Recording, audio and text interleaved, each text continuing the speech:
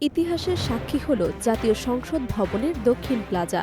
প্রচলিত রীতি ভেঙে বঙ্গভবনের সীমানা ছাড়িয়ে জনতার উন্মুক্ত আঙিনায় শপথ নিলেন দেশের নতুন প্রধানমন্ত্রী তারেক রহমান। ত্রয়োদশ জাতীয় সংসদ নির্বাচনের নিরঙ্কুশ সংখ্যাগরিষ্ঠতা অর্জনের পর এই শপথ অনুষ্ঠান শুধু ক্ষমতা হস্তান্তরের আনুষ্ঠানিকতা ছিল না, বরং ছিল রাজনৈতিক সংস্কৃতির এক প্রতীকী পরিবর্তন। রাজনৈতিক বিশ্লেষকদের ভাষায় যে রাধে সে চুলও বাঁধে। দায়িত্ব গ্রহণের পাশাপাশি নেতৃত্বের নতুন বার্তাও দিতে চেয়েছেন তিনি। মঙ্গলবার বিকেলে যখন রাষ্ট্রপতি শপথ বাক্য পাঠ করান, তখন দক্ষিণ প্লাজা জুড়ে হাজারো মানুষের উপস্থিতি এক ভিন্ন আবহাওয়া সৃষ্টি করে। উন্মুক্ত প্রাঙ্গণে এমন আয়োজন বাংলাদেশের ইতিহাসে নজিরবিহীন। এর আগে কোনো সরকার বঙ্গভবনের বাইরে এত বড় পরিসরের শপথ নেয়নি। জনসম্পৃক্ততার এই নতুন দৃষ্টান্তকে অনেকেই গণতন্ত্রের শক্ত ভিত্তির প্রতীক হিসেবে দেখছেন।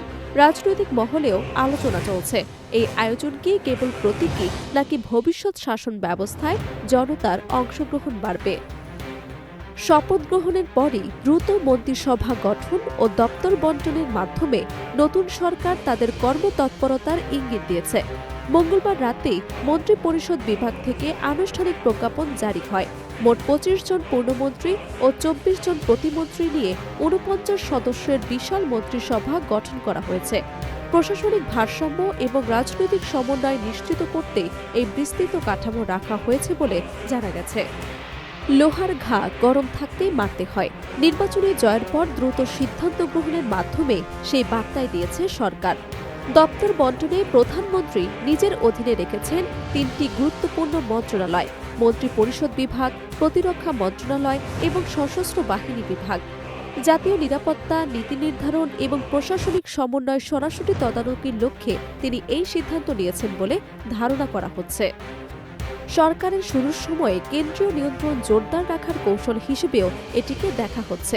অন্যদিকে অর্থ, স্বরাষ্ট্র, শিক্ষা, স্বাস্থ্য, কৃষি, স্থানীয় সরকার, বিদ্যুৎ ও জ্বালানি, যোগাযোগ সহ গুরুত্বপূর্ণ মন্ত্রণালয়গুলো অভিজ্ঞ ও নবীন নেতাদের মধ্যে বণ্টন করা হয়েছে।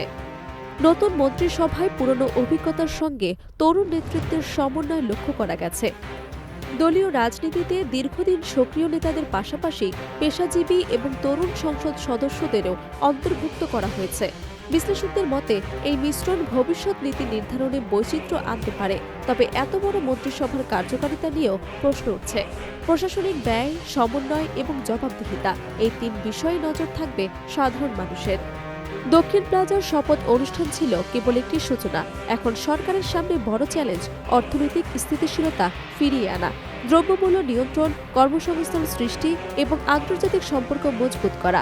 নির্বাচনকালীন প্রতিশ্রুতিগুলো বাস্তবায়নে কতটা দ্রুত অগ্রগতি হয়, সেটাই হবে আগামী দিনের মূল পরীক্ষা। বিশেষ করে তরুণ ভোটারদের প্রত্যাশা অনেক বেশি। স্বচ্ছতা, জবাবদিহিতা ও সুশাসন নিশ্চিত করা না গেলে সে সমর্থন ধরে রাখা কঠিন হবে। এদিকে রাজনৈতিক বিরোধী দলগুলো নতুন সরকারের কার্যক্রম পর্যবেক্ষণে রয়েছে। সংসদের শক্ত বিরোধী ভূমিকা থাকবে কিনা তা নিয়েও চলছে আলোচনা। গণতান্ত্রিক ব্যবস্থায় কার্যকর বিরোধী দলের উপস্থিতি যেমন জরুরি, তেমনি সরকারের প্রতিশ্রুতি বাস্তবায়নেও সমান গুরুত্বপূর্ণ। দক্ষিণ প্লাজার উন্মুক্ত আকাশের নিচে যে শপথ নেওয়া হয়েছে তা যেন কেবল আনুষ্ঠানিকতায় সীমাবদ্ধ না থাকে, এটাই এখন জনগণের প্রত্যাশা। সব মিলিয়ে দক্ষিণ প্লাজায় অনুষ্ঠিত এই শপথ অনুষ্ঠান বাংলাদেশের রাজনৈতিক ইতিহাসে এক নতুন অধ্যায়ের সূচনা করেছে। ২৫ জন পূর্ণমন্ত্রী এবং ২৪ জন প্রতিমন্ত্রীর সমন্বয়ে গঠিত মন্ত্রিসভা নিয়ে প্রধানমন্ত্রী তারেক রহমান শুরু করলেন তার শাসন ব্যবস্থা। এখন সময় বলে দেবে এই ব্যতিক্রমী সূচনা কতটা বাস্তব পরিবর্তনের রূপ নেয়। জনগণ তাকিয়ে আছে, কারণ শেষ পর্যন্ত গণতন্ত্রের আসল শক্তি জনতার হাতে। Desk report, Dhaka.